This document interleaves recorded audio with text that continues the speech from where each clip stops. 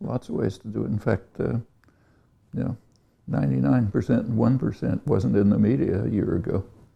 Now it's a routine discussion. People are thinking about things in a different way than they did before, just in the very few months of the Occupy movement.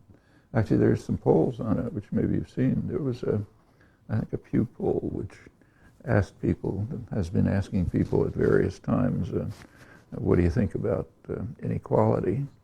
And concern over inequality shot up very fast after September, just from the effect of, I assume it's the effect of the Occupy movement, which has just permeated a lot of mainstream discourse.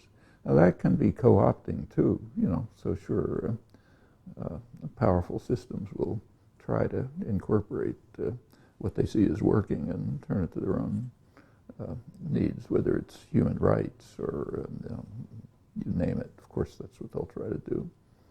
So, for example, after the 2008 election, which generated a lot of enthusiasm, there was right after the election, there was the annual conference of the Advertisers Association, whatever they call themselves.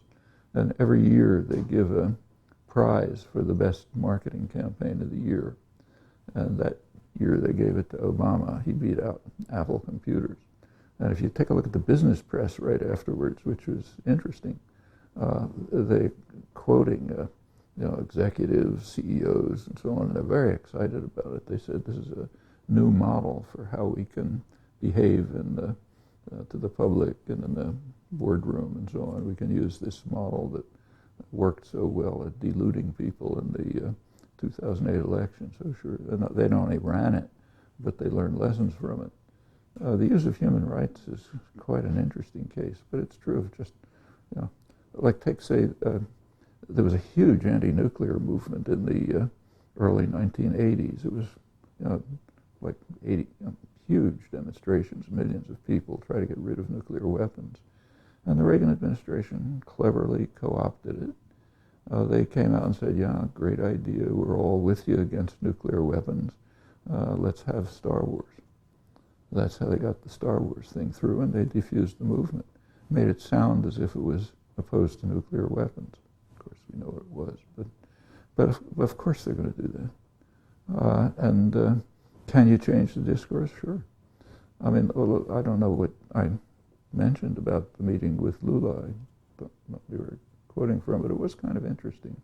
So, for example, this was before he was elected, and he was quite popular. If you looked at opinion polls, he was highest in the opinion polls, but he never won an election. Mostly it was because they were of corruption. The election was bought off. At the last minute, there's a huge flood of propaganda, advertising and so on. But I asked him at one point, did he think he ever would be able to win an election if there wasn't corruption and so on? And he said he didn't think it would be possible. And the reason was, what he said is, I know the mentality of the peasants. That's what I come from. And when they go into the voting booth and they ask themselves, could somebody like me run a country? They'll say, no, it has to be one of those rich white guys. So even if they want me, they're going to vote for those other people.